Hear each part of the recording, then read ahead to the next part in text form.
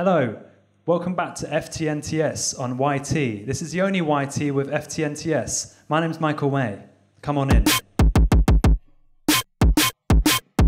My guest today is George Wheeler. George Wheeler's a comedian, actor, writer, journalist. He's a straight edge guy, 12-stepper. Well, no, I used to fret because I went there and it sucks, right? So I used to fret of having to go to another AA meeting to stop me to doing drugs. If I do drugs again, I've got to go to AA. And 12 steps like religious as well, isn't it? Yeah, there's a whole God shtick. And you're not interested in that? Oh no, I believe in God. So I always start by complimenting my guests, telling them what I really think about them. Is that all right? Yeah. Seriously? No, I'm fine with it. As in, do you actually like, oh, I'm fine? Yeah, no, I was looking forward to the compliment. I mean, I was a bit dubious because there could have been you could have then put me down. Yeah. So I want to give a neutral response. You said fine. Because I don't want to be like, oh, go on then, and then you put me down in a wicked way. Do you think I would do that? Well, I don't fucking know. Okay. Well, what I've always admired most about you is you have a consistency of character that I struggle to achieve. I don't want to make it about myself, but you do. Like, I think you have this kind of fearlessness in the way that you approach creativity and social interactions that other people would probably be like, well, George, he's a reckless character with no capability for self-reflection. But I know you, and I know that you do self-reflect and you critically engage with your own behaviour in a way that I actually do find hard to do. So I've always admired that about you. Like, I've known you for a few years now, and the changes you've made in yourself have been, as like a percentage change, as high as anyone I've ever met. So I really admire that about you. I'm not going around measuring my friends' percentage change. I don't know why I said that. Yeah, but you just wanted to bring home the fact that I have changed, and you wanted to use a way of you used a way of saying it to implicate, that I have changed in a big way. Yeah. So it was just like you wanted to really get that idea home, and it was very sweet. Did you think it was sweet? Yeah, I found it generally. I like you more now after saying that. Really? Yeah. Yeah, no, that's how I feel about you. What do you think about that? It's very nice, thank you. Yeah, I feel like I've changed as a person. I don't do drugs anymore. So yeah, I feel like I'm a better man. All right, question 1. You work in a butcher's. Yeah. What's the best meat? Try not to be crude. What? So the best animal. The best meat, yeah. Yeah, pork. Pork. Yeah, because it's so versatile. Yeah. So you could like shoulders, you can slow cook. Is that the most tender part of the pork? No, the loin is. The loin's the most tender part. Yeah. But you're a shoulder guy. I like eating shoulders. Oh, I like to slow cook it. Slow cook a shoulder. Yeah. That's your favourite, even though it's not the most tender. No, I like slow cooking it and shredding it up, and it's the most flavoursome. I prefer flavour over texture. Yes. Did you say that's something that you carry consistently across food? Like, are you more into strawberries than strawberry yogurt? Everyone is. Fair Everyone. enough. There's no one who likes the yogurt more than the actual fruit. Do you think that's true? I don't know, because I don't really I love bananas, but I don't love those banana foam. Yeah. That's a good point. Is the texture of a strawberry as important as the flavour? But you said flavour the strawberry. Yeah, I went all flavour. I went 2 flavour comparisons. What I meant to do was be like, would you still like if the flavour was exact in yogurt form as the strawberry is, how much value is the strawberry texture adding for you, since you are, as you say yourself, a flavour guy? Yeah. That's a great question, because if you had like a lamb shoulder in yogurt form, it wouldn't be as nice, even if it had the flavour, because the texture, it would fuck with your head, innit? You know what I mean? Yeah, but I don't know, because I don't know if that's ever happened. I don't know if they've ever managed to replicate. Well, if you blended Soup's it, delicious. Yeah, but not. You can't have a lamb shoulder soup. No, but you can have chicken stock. Does that taste the same as chicken? No. Well, okay, a good example, right? One that does work is scrambled eggs versus fried eggs. There's different taste and texture. The eggs taste different. The flavour's the same, surely. No, because the way you prepare it is different. It's more buttery. All right, question 2. In September, you shared a video on Facebook of 2 guys fighting in a car. Do you remember that? Yeah. That's not the question. Yeah, I didn't actually do that. Like, that's the thing. Or did I actually? You actually did. When? Wait, do you genuinely just go along with it? There you go, you fucking donut. Oh yeah. Oh yeah. But why didn't you say he was in a car? I did. But you did. I watched that today. It was good. When I pictured that, there was outside a car. I didn't. No, they were in a car. Yeah. But you should have been more clear. That's not my fault. That's a you problem. Yeah. Do you know those guys? No. How much of what I said did you not? I didn't believe a word you said. Why? Because I thought it was a podcast, and then we're doing this shit. If you were in the film Inside Out, which emotion do you think would spend the most time in the driver's seat? What's Inside Out? So Inside Out is in the driver's seat. Yeah, that's not a joke. Is it a joke? It is a joke because it's not a good one. Well, the beginning, it appears to be non sequitur, right? Because I'm talking about the guys in the car, then I'm talking about Inside Out. But the thread together is that there's a driver's seat. Yeah, but it makes sense logically as a joke, but it's not funny, which is the main... I mean, it's like animated film. Yeah. You haven't seen it? Nah. Oh, you should watch it. Right, why? It's good. It's like, it's sort of just about like the inner workings of a child's emotions, and the idea, and it's really funny, is that they're all like wrestling for control. And so the feelings in the film are joy, fear, anger, disgust, and sadness. Joy, fear, anger, disgust, and sadness. So what feeling best represents myself? Which one do you think spends most time at the driver's seat for you? Like, which one do you think is your sort of captain in terms of emotions? Fear. Definitely fear. Really? Yeah, because I fear for the future. Not everyone, not the future, my future. Interesting. Like what's going to be happening in 5 years, where I'm going to be. Am I going to be in the same place in 5 years? And that's my driving force. In the driver's seat. Would you characterise that as anxiety? Yeah, I'm anxious about it, so yeah. But do you think that that's what propels you forward in like creative pursuits and stuff? Yeah, because if I don't do the work, then it's not gonna. I'm gonna be, like I say, like I'm gonna be in the same place. So it's gonna be. That's really interesting. Yeah.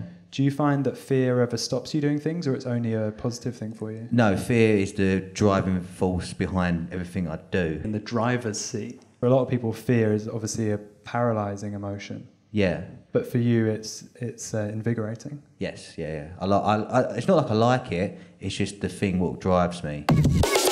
So when you stopped doing drugs and that, it wasn't because of sadness. It was because of fear. It was the fear. Yeah, it was fear that I would end up, homeless. It wasn't that you'd reach like a low emotion. It was more that you were seeing a path and you were projecting and trying to avoid. Yes, yeah. It's impressive, man. I enjoy that. You enjoying it? I don't mean enjoy. Question 3. In March 2006, a good man by all accounts, named George Wheeler, passed away, aged 91. All right. Here's the opening paragraph of his obituary. George Wheeler, who has died aged 91, was an ordinary working man who had an extraordinary life. He volunteered to fight fascism in the Spanish Civil War and joined the British Army in the Second World War. He stood up for what he believed in and spoke out when he needed to. I mean, it seemed like he had a good life and that. Yeah, what did you make of his life? Yeah, fucking wicked, Fought fascism in Spain, like George Orwell. Wow. Yeah. Yeah. And then... Books?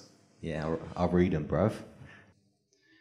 My question related is, do you stand up for what you believe in and speak out when you're needed to? Yeah, I think so. Because I'm always going to be like, of course. If I, but Was that another case of you just saying stuff for the camera? Do you think if it were off camera, you wouldn't have said that? What? Yeah, probably. I probably would have been more truthful. Yeah. That wasn't truthful. No. Yeah. Yeah? Yeah. I'm trying to think of an anecdote, but that would be great for the show. Yeah, but I haven't. I don't think. I like to think I do, but I just can't. I haven't got an anecdote right now. Right. So obviously the question is, do you stand up for what you believe in and speak out when you need to? I suppose the main thing would be identifying what do you believe in. Because speaking out when you need to, that can be circumstantial. Do you know what I mean? Like you can be on the bus and see someone pissing out the window and you can be like, well, I need to stop this. Yeah, but no, I wouldn't stop that. You wouldn't stop that, no. No, because why would I... That's out the window. Yeah, I'm aiming my cock up. That's pissing out the window. He's just having a piss. He's doing it out the window. I suppose if what you believed in was not pissing out the window, that would be... Then if I believed that, I would stop that. If he was pissing on someone's shoulders or something in front of him. Yeah, no, I would intervene. That's pissing on the shoulder. You've got a much more powerful stream than I do. But from a distance. I would say stop. I wouldn't physically try to stop him. I like eating shoulders. I suppose that falls more into the category of speaking out when you need to rather than standing up for what you believe in. Yeah, I speak out, I don't stand up. All right, as part of the show, you get to ask me a question. Got a question? All right, so if you could... It's not a fucking riddle, is it? No. All right, good. I thought about... Sorry, mate. I thought about it on the way here. So, like, if you could have all your dreams, wherever your wildest dreams are, come true, and it's like the best of what they are, but the trade-off is that you could never ejaculate again. You can't come. Would you take it? Well, the obvious question is, if some of my wildest dreams include ejaculation, is that null and void? Yeah. But so is it? Is your wildest dream coming? No, I'm just trying to clarify this. No. If that will null and void it, you don't get it. But the genie wouldn't go to you and ask you that question. Yeah, I'll be 100% honest with you. I'd have my wildest dreams and I'd never come again. Really? Yeah, I think I've come like hundreds of times. You would then never again. And you still... Shall I ask you again? No, that's all right. So, if a man came and offered you that all your wildest dreams... Person, let's say person. Well, no, it's a man. All right. In this thing, it's a man. I corrected it to person just so we could be inclusive. Why did it have to be a man? I thought it'd be funny. I thought it'd create tension. Tension's always good. Yeah, I mean, I think the time for tension's past. All your wildest dreams will come true, whatever they are. But the trade-off is that you can't come. Like, you can't physically... You can have sex, but you can't come. I can't ejaculate. I don't get the pleasure of ejaculation. No. I don't even achieve orgasm. It's not even about the... No, you don't achieve... You get a boner, but it's like rubbing two sticks together. Nothing happens. Fire happens. Would I do it? Is that the question? Yeah, would you take that? Yeah. All right, so let's move on to quick fire questions. This is the final round. It's actually my favourite round of the... I ask you questions, quick fire. People falling on ice or surviving animal attacks? Serious animals only, like bears and crocodiles and that. What do you prefer? What do I prefer? I would prefer to watch people get mauled by animals. Because surviving animal attacks is... Yeah, no, still the animals, because you'll be like, gory and not shit. People falling on ice, like black ice. Have you not seen those? Yeah, but they just fall down. Does the man run over and go into the hole and look, the camera goes into the hole? No, like on like ice on like a road or something, where they fall and hit their head and they're like, ah. Maybe I wasn't listening, but I envisioned in my head like a man going down a sinkhole and then drowning. It's not what I meant. Nah, still animals. Surviving animal attacks. Yeah, because you can root for the animal. I mean, I would be rooting for the animal. It's quick fire questions, all right. Would you rather live forever at age 60, so in your 60-year-old body, would you rather live forever like that or die forever at 60 years old? Die forever? What does that... No, I'm asking, what does that mean, die forever? Mate, it was fucking... What do you think it means? I don't know what I'm asking. Sorry, I don't mean to get aggro, but seriously. Dead. Forever? Well, yeah, that's how... So do I live forever or do I die? It's just for semantic symmetry. It's so that it's live forever and die forever. Don't get hung up on forever. But that's just dying. That's just... I mean... Of course, yeah, it's redundant, but it's for the good of the show. The first one? Live forever at age 60? Yeah. Yeah, no, that's fair. That's what I'd say as well. Favourite book? Fiction only. Hangover Square. Oh, yeah? Yeah. His finest novel, exemplifying the author's concerns over social inequalities. The rise of fascism and the impending... Favourite pair of pants? The ones I'm wearing. Non-fiction only. That's that joke. Just if we could leave a pause for the jokes, that'd be good. Do you want to do it again? No, I'm joking. I waited for you to start speaking to do Yeah, it. I know, but do you want to do the joke again? All right. No, because that's how I wanted it. And we'll keep that in. Favourite pair of pants? The ones I'm wearing. Non-fiction only. No, I'm sorry.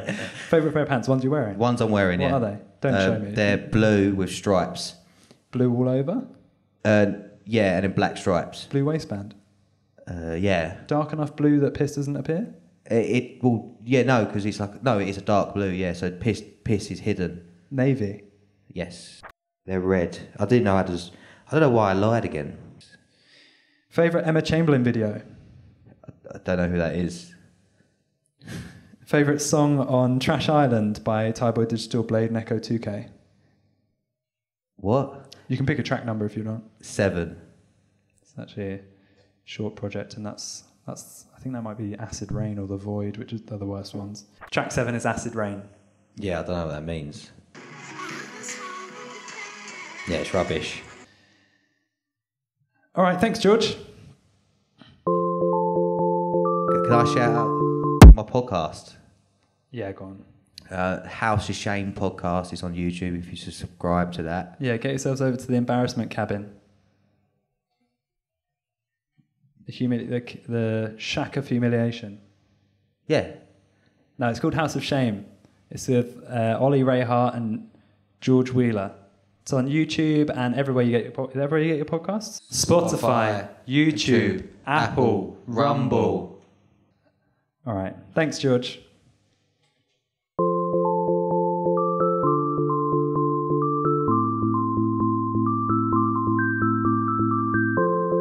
You know, I just didn't understand what was going on. I was trying to Recalibrate. That's the one. I was trying to recalibrate, but I couldn't, I didn't know to be funny. I didn't know to be myself. That's fair. I didn't give you much guidance on how to be. But what do you think? Do you think that you don't believe me because you don't believe me?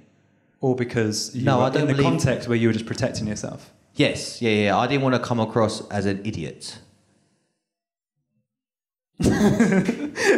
Well, there, I'll cut back to you not saying recalibrate, right?